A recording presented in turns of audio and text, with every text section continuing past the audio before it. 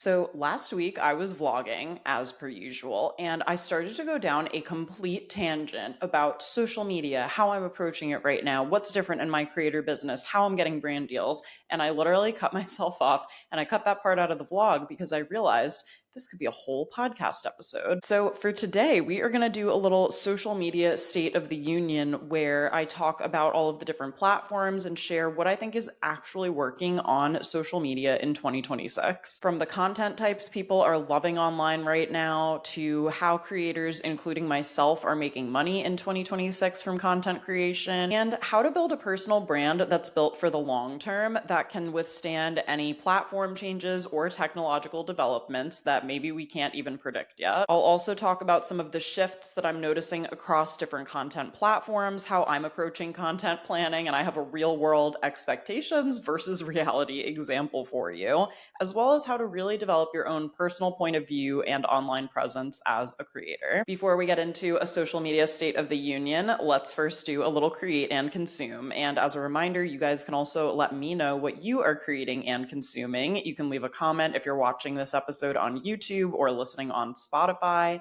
You can follow us on Instagram and TikTok at Create and Consume Pod, or you could even drop me an email, and all of the ways to get in touch are always in the show notes. As far as what I've been creating this past week, I kind of had like a 2-for-1 creation moment. So I created, like I cooked and prepared Mother's Day brunch for my mom and Andrew's mom and my dad.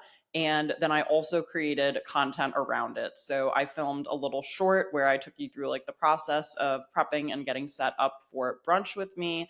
That is up now. I also vlogged part of that in a little weekend in my life video that, if it's not up by the time this episode airs, it should be up like the following day. So you can follow along with my other YouTube channel, Austen Tosone, like my main channel, if you're watching this on YouTube, to see that in action. And I had so much fun preparing this brunch, putting everything together. I even made like a little menu on Canva.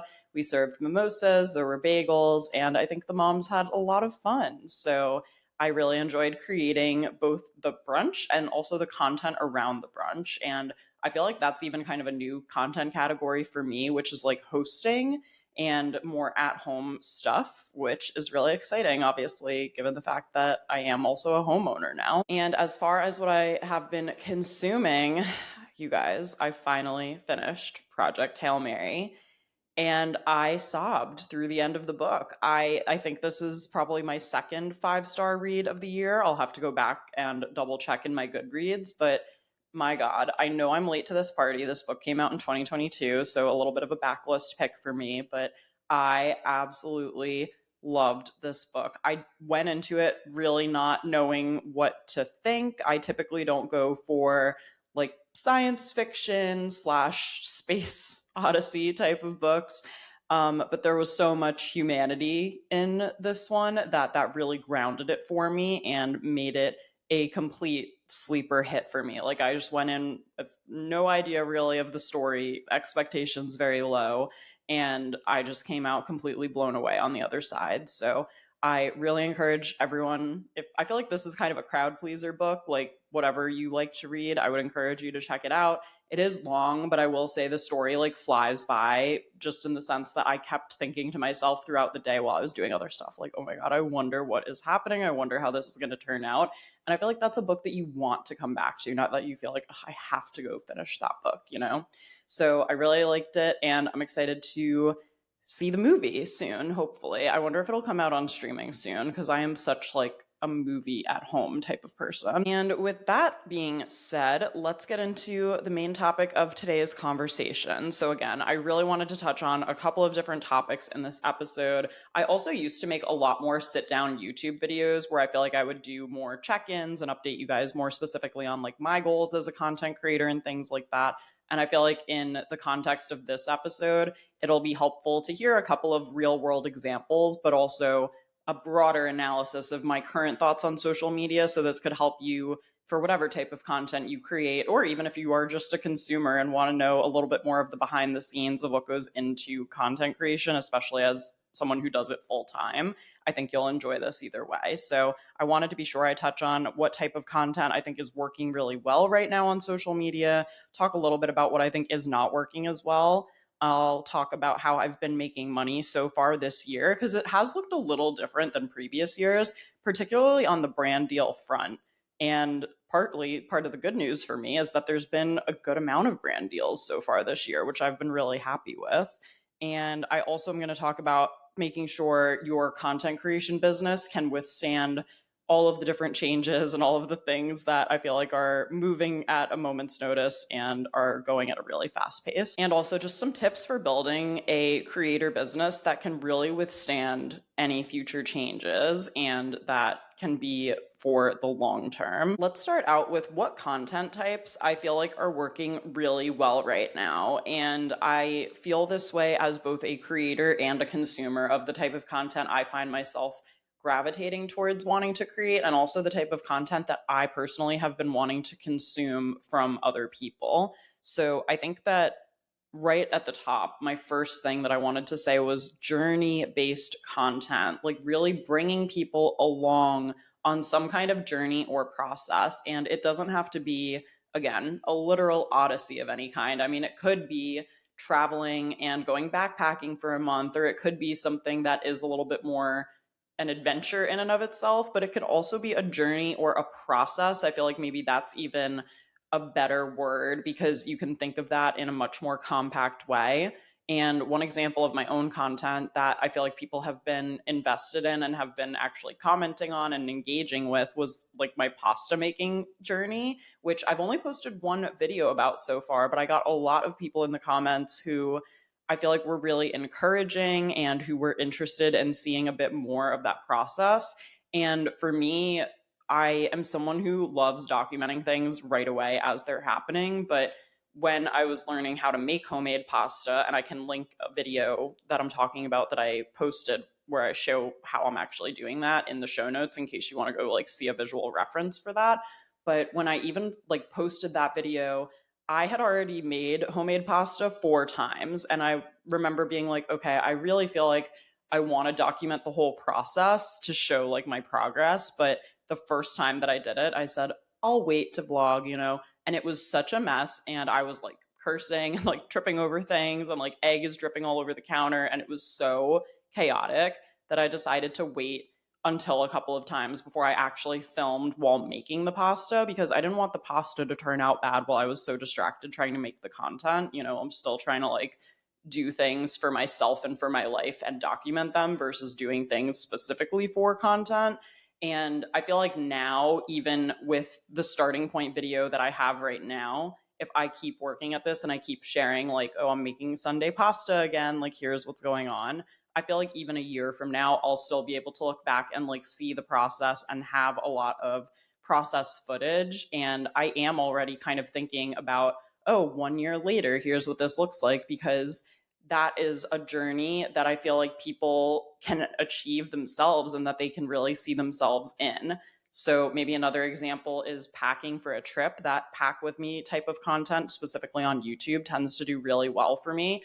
And I think it's because people like to come along on the process with you from, okay, I've got an empty suitcase and I have to be somewhere in 48 hours, but I don't know what is going in the suitcase, to the suitcase is packed and like you're ready to go on the trip. Like even that, again, it's a short video. You could film it in a day, you could have it executed in a day, but it's still showing a process and a journey. So I've been thinking a lot more about that, especially because this feels like the type of content that can't be replicated by AI and that you can really put your own personality and spin on as a creator, so that even if other people post pasta videos and pack with me videos, yours can stand out with your voice, with how you choose to create content. And I'll get into a few more specific examples of how to make content like recognizably yours. And on the note of even bringing people along more on the journey and process, I know for me on YouTube and even for like these little mini vlogs that I've been posting on Instagram, which we're going to talk a lot about today, I feel like I have been pretty good about bringing my camera around with me or remembering to film even as I'm doing little things that feel like in between things, to make sure that I'm filming them and featuring them to really help tell more of a complete story and bring someone truly along on the process. Another thing I've been thinking about to make that process easier for me to create content on the go is potentially getting a new camera. I actually have been thinking about selling my old Sony camera. So, right now, if you're watching this episode on YouTube, I am live streaming through my Sony ZV-E10. This is also the camera that I use for YouTube vlogs, and I absolutely love it. I have an 11 millimeter wide angle lens, so you can really see a lot of my surroundings. I'm like flapping my wings on, if you're watching on YouTube, I should stop doing that. But I just love it. And even as it is very compact in and of itself, they are making even smaller cameras now that can still shoot in 4K, that still have great quality, and that I feel like could be easier to like throw in my bag if, I can't believe I'm even saying this, but if I'm like on a hike with Andrew, which is a bit of a rare occurrence unless we're doing one of the beer hikes and, I get bribed by like getting to go check out a local brewery after the fact. If you have no idea what I'm talking about, I can link the beer hiking in New York book in the show notes that we have started to kind of slowly make our way through. I'm trying, guys. I'm trying to be interested in hiking. And I'm maybe like 10 to 15% there.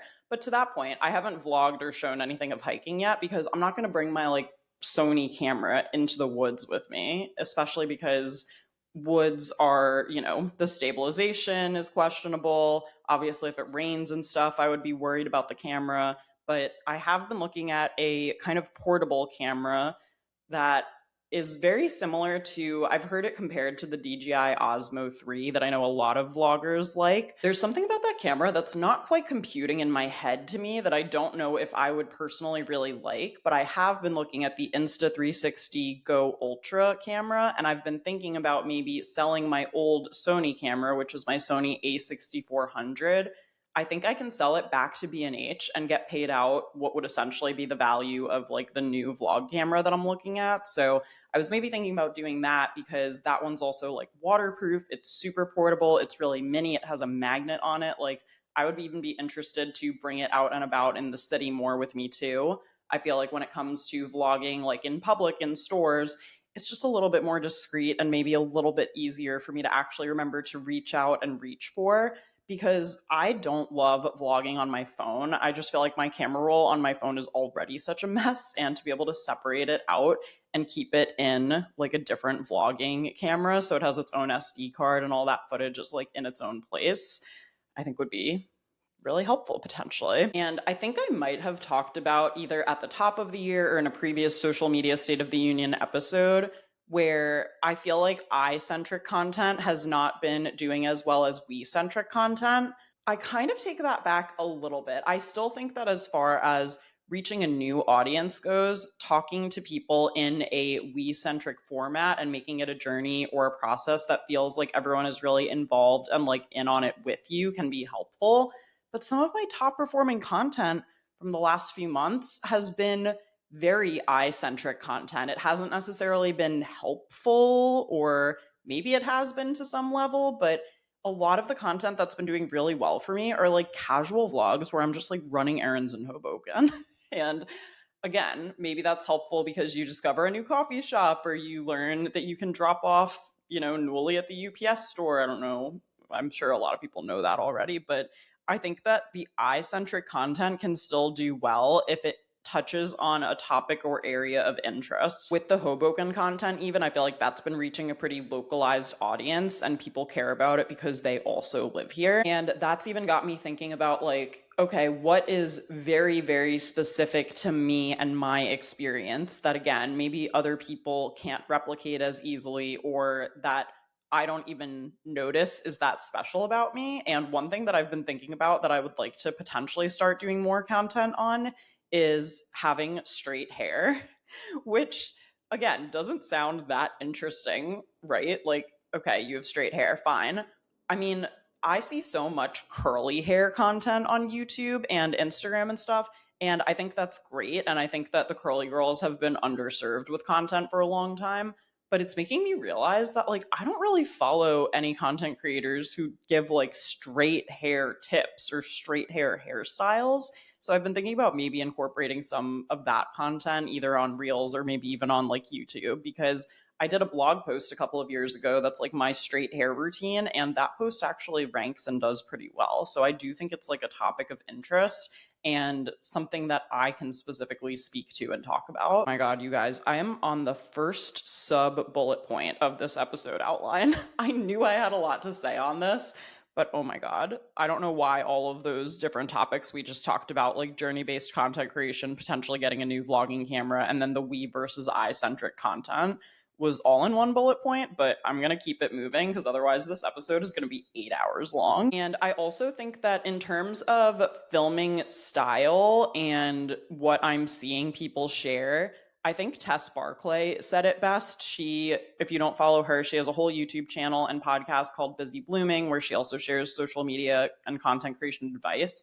I've been really, really enjoying her content lately. Like, I think the way she talks and approaches everything has just really been resonating with me. So I will link her in the show notes if you want to go check her out. She's been referring to it as polished casual content on her YouTube channel.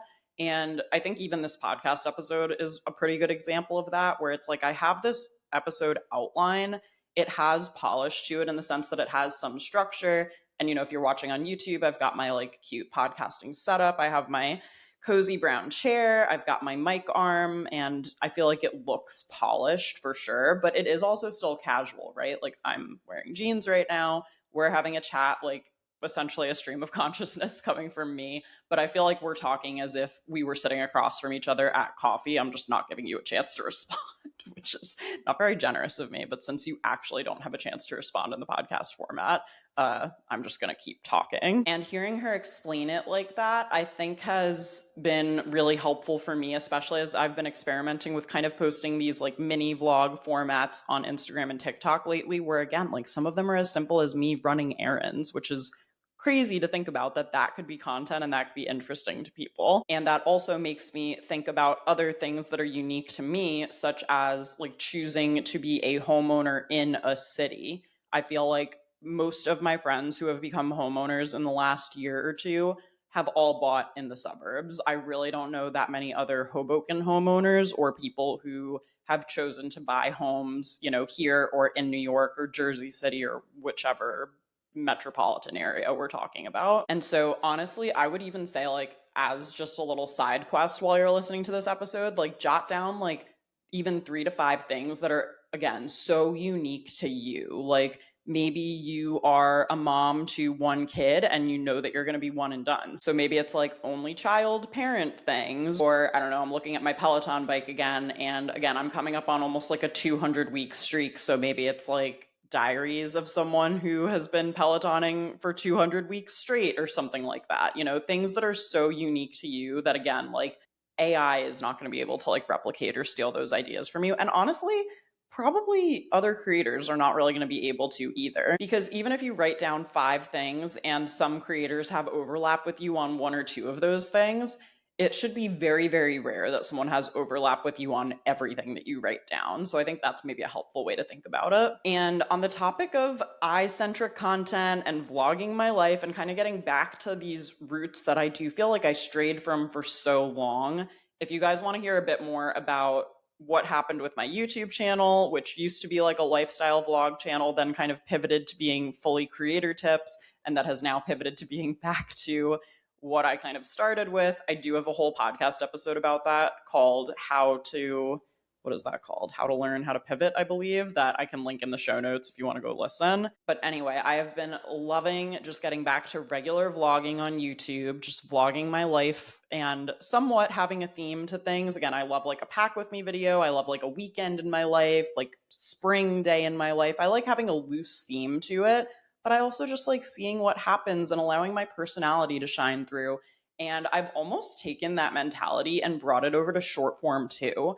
And I was actually talking to Caitlin about this the other week because we were talking about like a bunch of various things, as we tend to do.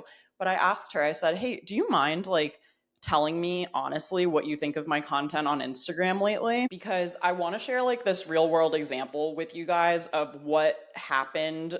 What happened to my content in April. Probably you guys would have no idea that anything happened with my content in April.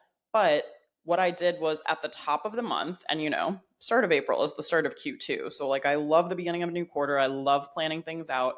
What I did was take Julia Broom's advice, and she's another, social media content coach slash just educator girly who I love. I will put her in the show notes as well, all of her details on Instagram. She was talking about rotating through 4 content pillars in a month for your Instagram content. So I actually planned that out in my Notion. If you're watching on YouTube, I will put a screenshot of what I'm talking about in the video just so you can actually see. So for me, my 4 content pillars, or at least what I think my 4 content pillars are, kind of in a broad sense, are fashion, beauty, lifestyle, and entrepreneurship. I came up with 3 video ideas for each of the 4 content pillars. That gave me 12 videos, and I spaced them evenly throughout the month. So in an ideal world, I guess, that is what I thought my content was supposed to look like.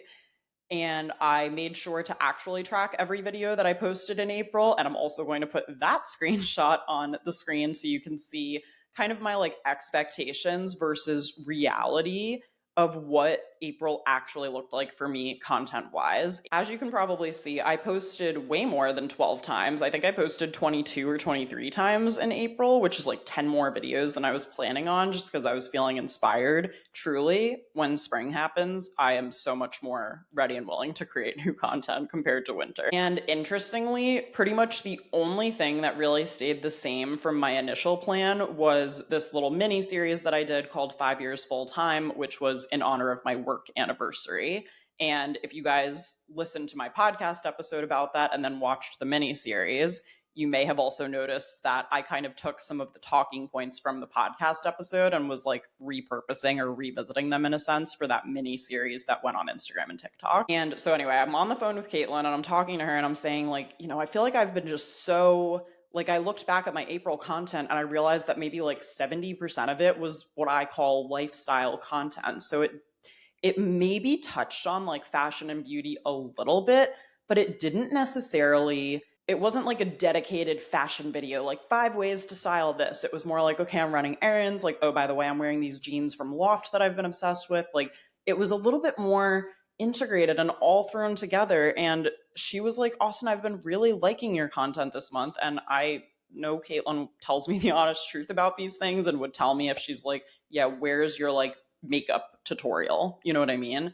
And she said that she has also been thinking like on her content too, and feeling like there is this kind of tendency to lean a bit more into the lifestyle content. And again, I love these like talking videos that I'm doing on Instagram. Again, I feel like for the longest time I was not speaking on Instagram, which sounds crazy, but I feel like I was doing a lot of like videos with trending audio, like a lot of static Instagram stories. And I don't want people to forget that like I have a personality. And there are some content creators, very few though on Instagram who I follow, where I'm like, I have absolutely no idea what your voice sounds like, or I have no idea, I don't know, what your coffee order is or your personality. Whereas like the creators that I feel the closest to, I'm like, oh yeah, I know their coffee order at their favorite coffee shop in Hoboken, or I know their morning skincare routine, but it's not necessarily because they sit down and say like, do my morning skincare with me. It's more so like they're storytelling or talking while they're doing their skincare.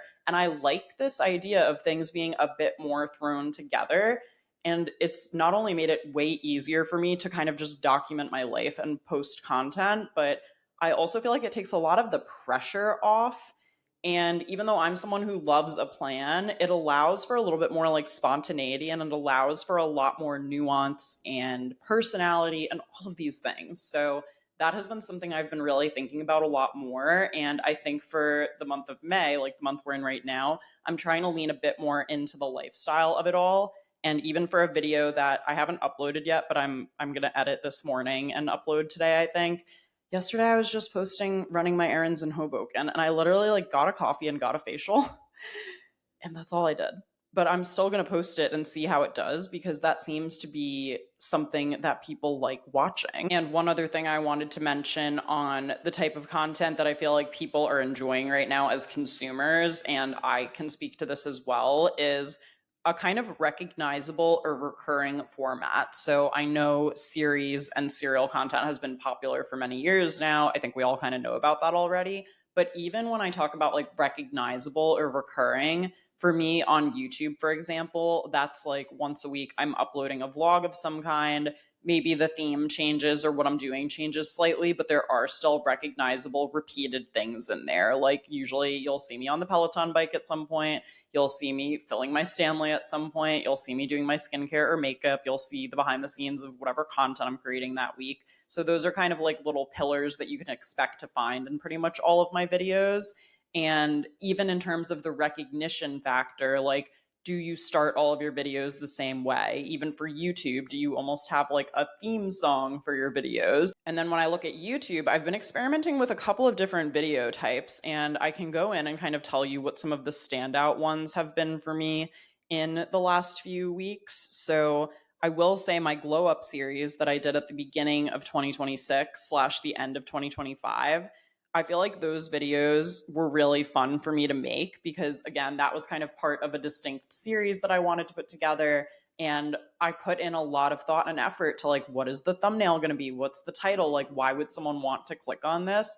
And I'm trying to be better about not really gatekeeping so much about what is in the video. I kind of just want someone to already know what they're getting into and already get a little bit of a taste of my personality if possible before even clicking into the video. Like one of the videos from the Glow Up series that did well for my channel was this winter morning routine will actually make you excited to get up. And I feel like that is so the way that I would say it, and that's so in my voice. That then obviously the thumbnail is like cutesy. It's like me holding my morning coffee. Like you see a croissant, you see me doing my red light therapy. Like you kind of already have an idea of what's inside the video. You don't have to click into the video to then see what it is, because if the expectation is not matching what someone thinks the video is going to be about, that's one of the fastest ways to get someone to click out of your video on YouTube. At least I think so. Another video that I wasn't sure how it was going to be received, because I haven't done a lot of like more fashion specific videos on my channel in a while, was the video I did about dressing for the dark autumn color season, which I got my color analysis done by my friend Sarah, and she told me I'm a dark autumn, which makes complete sense to me. That is currently my most watched video that I've published in 2026 on my channel, as far as long form content, not counting shorts. And then another one of my top videos is a perfect day in Hoboken, New Jersey, according to a local. And I posted, that thumbnail is like a view of the New York skyline, me picking up pizza, a bookshop, and then a picture from a little photo booth that I went to. And then another top video was major home updates and shopping for decor vlog. That one doesn't even have that good of a title, but people clearly like want the home updates. They want to see how the apartment's coming along. And again, I think that's an example of eye-centric content that still is helpful for people, because it's like, oh, what's new in home goods right now? I don't necessarily have to go there to find out. I can watch this girl go there because she's vlogging the process. Also have obviously been loving the podcast. We just celebrated 100 episodes. And if you go back and listen, I did like a deep dive in that episode of my top 5 episodes on both YouTube and also Spotify. And then I also shared 5 underrated episodes that I don't think got as many listens that I think are still worth your time. So I can link that episode in the show notes if you haven't had a chance to listen yet. But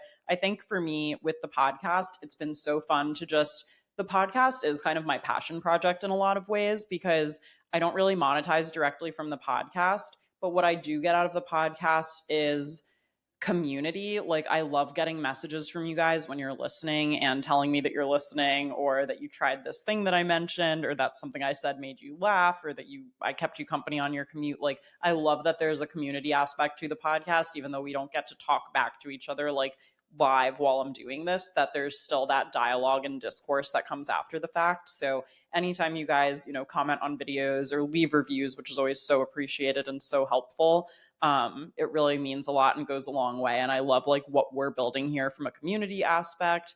I love that this is also giving me kind of a chance to, I don't know, get better at hosting, get better at speaking, just continue to do all of those things in a different format than what I've been used to with Instagram and YouTube for many more years than I've been doing this. And I actually think that maybe not the day this episode comes out, but like the week that this episode comes out marks officially 2 years of the podcast, which is crazy to think about too. So happy early second birthday to Create and Consume. And then the other platform I wanted to talk about was my blog. Oh my God, you guys, I could maybe even do a whole episode about like blogs are not dead, and like, please, for the love of God, will creators get back to their blogs, because my blog is really now at the point that I feel like I always thought it could be.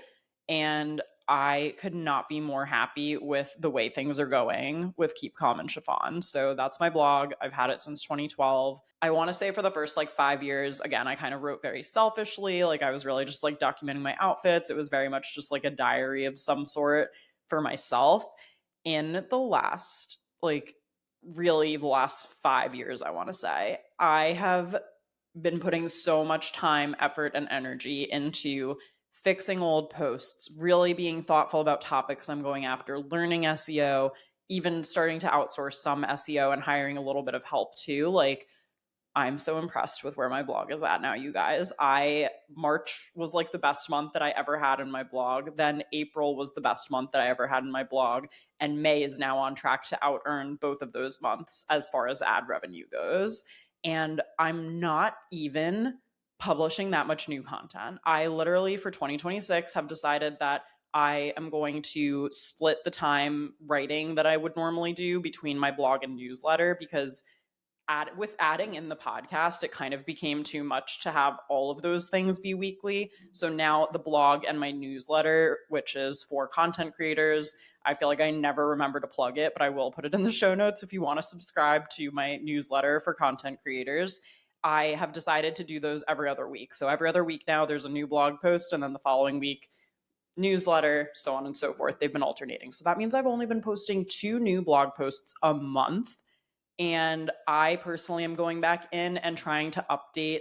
I have like the Yoast SEO plugin on my WordPress site. So if I see that any post is either like not analyzed or has a red dot, which means it needs improvement, I try to go in and even make it, even if I can't get the color to turn green, which means like good to go, I try to at least turn it from like red to orange. I'm just doing like all these little back end improvements, like fixing broken links, adding new internal links, making sure that I am talking about, I don't know, things that still exist. Like if there was a limited edition makeup product, I'm trying to remove that link. If I reference a coffee shop that closed down now, I try to like remove that part so that it's updated.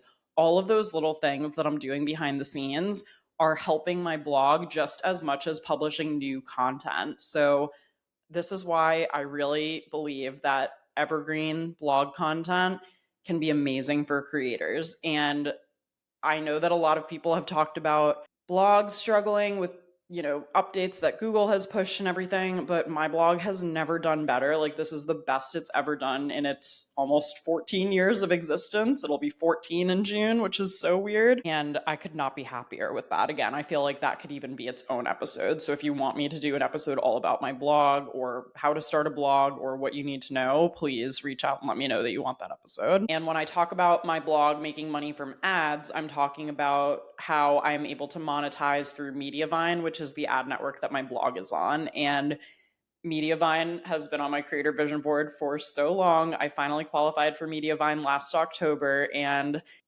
I'm really proud of it. Like, it's truly one of the biggest accomplishments I feel like I've achieved in, running this business by myself. So let me pivot now to talk about how, on that note, I did want to talk about what has so far been my 2 biggest income sources in 2026. And one of them is ad revenue, which is in part Mediavine ads on my blog, and then also in part AdSense from my YouTube channel, which is awesome. And, I've done other episodes where I've talked about my income streams and things like that. I could link 1 or 2 of them down below if you want to check them out. And, I've done a lot more in-depth videos where I talk about all of my income streams. I can link one of my YouTube videos in the show notes if you guys want to go watch that and see like I think I have 8 income streams, what they all are. But the one I really wanted to talk about is brand deals, because this has been the year that I've had the most diversity within my brand deals, I would say.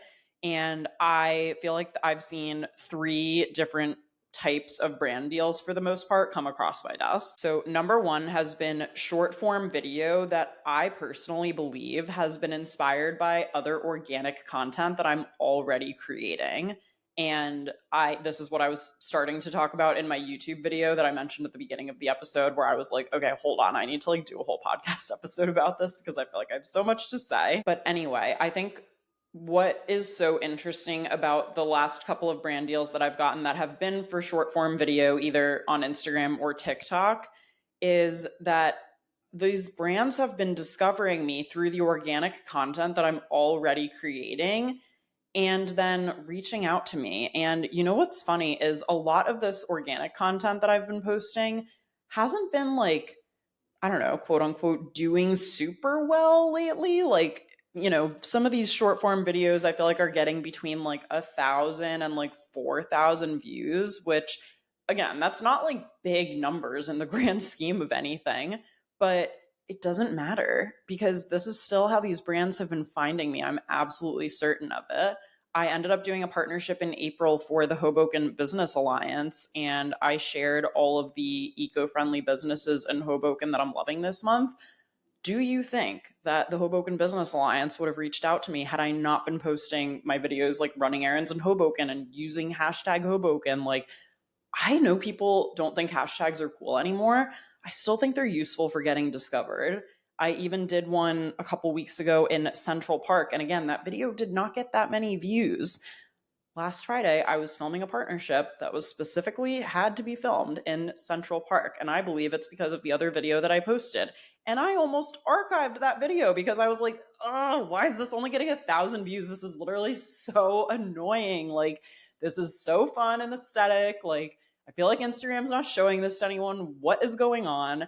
And I literally almost archived the video, and I would have missed out on a 4-figure brand partnership that I got. Like, guys, we have to ignore the views right now. And this is really hard for me to do, but like, you have to post through low views. You have to like just turn the blinders on, ignore the numbers, and post the content anyway. Because not only does you have to take a step back and put things into perspective. And I know this is so annoying when people say this, but it's true. Because not only are you missing out on the potential connections with viewers who encounter your content, love it, rightfully so, and choose to follow you, but you might also be leaving money on the table by not uploading and not posting. And if one individual post flops or doesn't do as well as you hoped it would do, it's still okay because our digital content platforms and portfolios are a culmination of everything we create all together. It's not just about, oh, this one video or that. It's really how it all fits together. Like,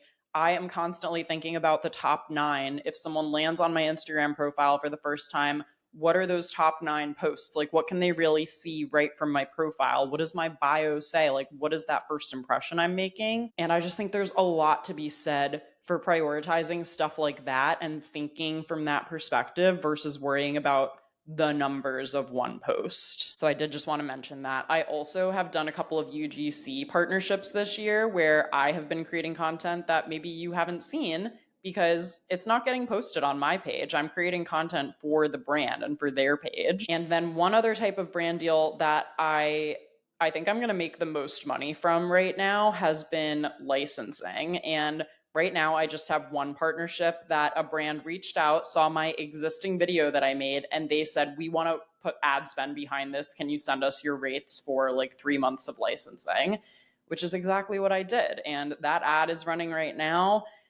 It's from content I made literally 2 years ago, which is so exciting. And I definitely want to think more about pitching brands my existing content, especially if it's very focused on one brand or product, and especially if it is shown in like a positive light of some sort. So just as an example, I do kind of want to do a beauty video about the CoverGirl blushes that I've been obsessed with, which are like the True Blend little stick blushes that just blend out so easily and seamlessly. I'm obsessed with them. If I did a video where I was like, this is the easiest, like foolproof blush, everyone needs this right now, and I showed the different shades and everything, I personally feel like that's a video that I could send to CoverGirl if it does well and be like, hey guys, like this video organically already got this many views and everything. Like, if you're ever interested in licensing this content, I think like the rest of your audience would really love to see it. Not only could that potentially get you paid, but think of all the time it saves you on like making content per the brand's request and the redlining of the contracts and the things like that. It's just, the content's already done. If you want to license it, here's the rate. So I am curious to try to look into that more this year. I will plan to report back with you guys with what I find. And I did just write down a couple of things that I think maybe are not working as well right now, just in general for content creators, which is highly curated static feeds. I have actually been loving carousels lately, but I feel like I like them more when there is text overlay or when there's context or when there's something that makes them savable or shareable to actually get some more engagement and action on those types of content. I saw one that I kind of wanted to create myself that I feel like I could make in Canva that was like podcasts that like you shouldn't listen to, and then it would show a podcast and it would be like, this one made me too rich, like this one helped make me more empathetic. And I kind of liked the reverse on that of like, oh, podcasts I shouldn't listen to because it spikes that curiosity. Spikes, is that a term? I think I meant sparks. Also just trying to go viral and also posting every single day. I think we all need breaks, and I think we all need to focus on what we actually want out of content, which is not always going viral. And again, like I have said this so many times, like there's so many content creators now who have more followers than me, even though I've been doing this for so much longer. And if I wanted to go out and buy followers, like I could have done that years ago. So one thing you always know about me is that what you see is what you get. But also, you could go viral and build an audience of people who don't actually really like you or your content that much. Like, you don't just want to go viral for the sake of going viral. And I also say that all the time. Like, if I wanted to just be a viral video page, like, I do know how to do that. That's just not the type of personal brand and community that I want to build. And I don't care how long it takes for me to build my community. I want it to be meaningful, and I want every single person who's there to ideally really want to be there. So I did just want to mention those two things. And to wrap this episode up, let's talk a little bit about some tips for building a personal brand that can really be built for the long term. And again, I think that I talked about this a little bit throughout this episode, but commentary, opinions, storytelling, things that are not generic, things that are not easily replicated, these are the driving factors that I think also help people really connect with you online, like connect with your personality and your vibe and your attitude. And I think that's outperforming pretty visuals every single time. My word of 2026 has been confidence, and I've been trying really hard to be better about putting my actual opinions out there. I think we talked about this in the 100th episode, but my most viral reel on the podcast page is me stating my opinion about a recent Taylor Swift album where I was like, why is this song on the Tortured Poets department? It should be on Life of a Showgirl. Many people disagree with me, by the way, but I don't care. That's okay. You're totally allowed to disagree with me. I just love the commentary, and I love that it got people thinking, it got people talking, even if it's not the popular opinion. Again, as long as I'm not being like intentionally hurtful or malicious about anything, that's certainly not my goal ever. But I do want to try to be more honest about how I'm feeling about things. And I do think that people appreciate that honesty. And again, even if they disagree with you, usually it's just like a fun little part of the online discourse where it's like, oh my God, I can't believe you think that. That's insane. That's okay. I even feel like, that show Subway Takes, where it's like, what's your take? People share their hot takes, and the guy either says 100% agree or 100% disagree. And even if you disagree with the opinion, you still get like a thoughtful conversation out of it. And sometimes the guy also ends up changing his mind partway through. And you kind of just have to put the judgment factor out of your mind and just know that it's going to happen and acknowledge that that's part of this. I also really think that having a deeper why and like a deeper reason behind your content creation is so helpful for avoiding burnout and remembering what you really care about and what you actually want to post about. Because maybe you film some stuff and then you say, this really wasn't up to par or up to my quality. Like, if your why is to create like a beautiful digital portfolio and, make money by working with brands, maybe every once in a while you shoot something that's not up to par, and knowing your why can help you figure out like, okay, let me like try to figure out a way to make this work and get it up. Or, I tried that idea, it was a little out of the box, and now I'm not going to post it. Or maybe your why is that you document your adventures with your partner so that your future kids can like watch that stuff back one day. Do you know what I would do? Like the money that I would pay for like a vlog of my parents in college hanging out? I wish that I could go back and see what they were like at that time. And so maybe that's someone's motivating why factor. Or maybe you have a real purpose and mission and you really want to like help create change or bring awareness to a certain cause. Like whatever your why is, it can be something that is really simple or it can be something that's really deep and complex and can involve thousands and thousands of people coming together.